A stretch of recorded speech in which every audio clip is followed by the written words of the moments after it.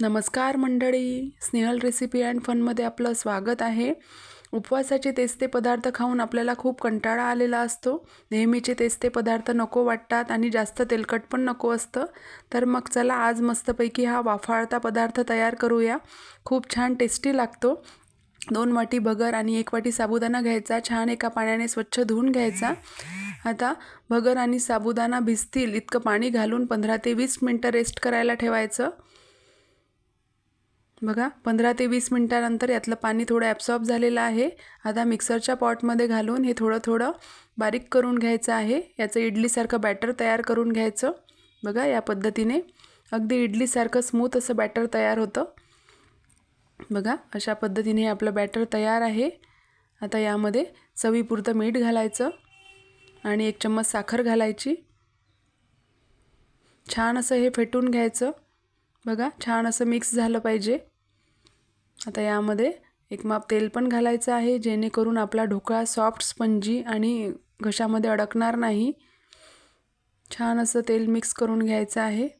आता सगळ्यात शेवटी यामध्ये इनो घालायची. छान असं फेटून घ्यायचं आणि ज्या पॉटमध्ये आपण ढोकळा लावणार आहोत त्या पॉटमध्ये हे घालायचं आहे बॅटर आणि 15 ते 20 मिनटं वाफवायला ठेवायचं. वरून थोडी मिरची पावडर भुरभुरायची. 15 ते 20 मिनटं मोठ्या आचेवर हा ढोकळा वाफवू द्यायचा आहे. आता इकडे फोडणीची तयारी करायची. एका पॅनमध्ये थोडं तेल घेतलं. मोहरी तडतडली की मिरची घालायची. मिरची झाली की त्यामध्ये थोडं पाणी घालायचं आहे. 1 चमचा साखर आणि चवीपुरतं मीठ घालायचं. छान अशी एक उकळी येऊ द्यायची. मस्तपैकी आपली फोडणी इकडे तयार आहे. आता 15 ते 20 मिनटानंतर बघायचं की आपला ढोकळा मस्तपैकी झालेला आहे. बघा किती छान असा उपवासाचा आपला ढोकळा तयार आहे. खायला खूप छान लागतो.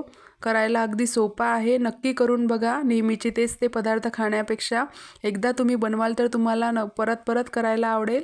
नक्की करून बघा. अगदी 15 मिनटात हा ढोकळा तयार होतो. खायलाही खूप चविष्ट लागतो आणि जास्त तेलकट पण होत नाही. मस्तपैकी वाफवलेला हा ढोकळा चवीला अप्रतिम लागतो. नक्की ट्राय करून बघा.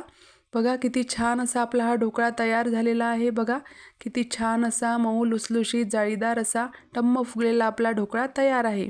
वरून आता ही फोडणी घालायची आहे. बघा अशा पद्धतीने वरून ही फोडणी घालायची. चला तर मग या ढोकळा खायला आवडल्यास लाईक, शेअर अँड सबस्क्राईब.